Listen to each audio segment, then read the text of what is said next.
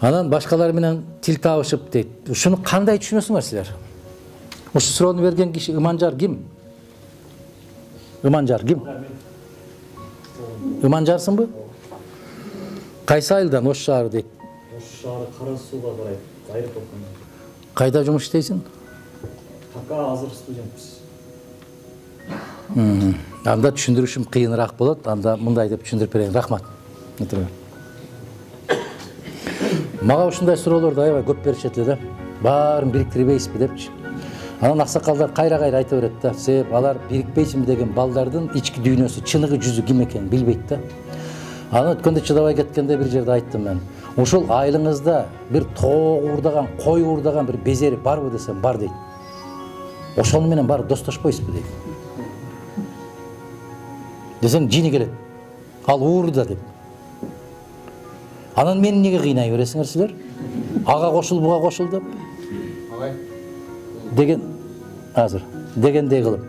Ошондуктан баягы кыздын сыры төркүнгө маалым дегендей Иманжар ошол жердеки жүргөн саясатчылардын баарын төркүнү мага маалым да. Ким эмне кылып жүрөт, эмне иш менен алек болуп атат. Мына карагылачы азыр. Соттолбогон ким калды?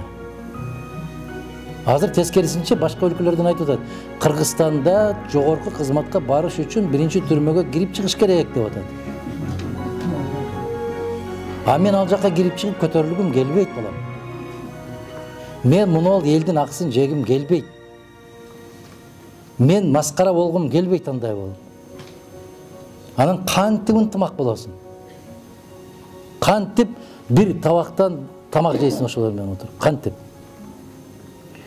Бирок ички тилегиңди түшүнүп атам, эгерде саясатчылардын баары, бирок адамзат тарых жаралгандан бери Адам алейхиссалам эң биринчи адам болгон пайгамбардын оба энебизден тараган балдар дагы бир болгон эмес.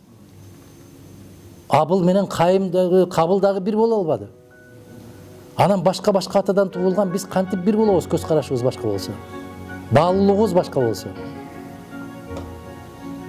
Мен күчтүү мамлекетти каалайм.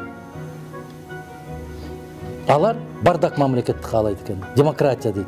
Парламент кантип биригем.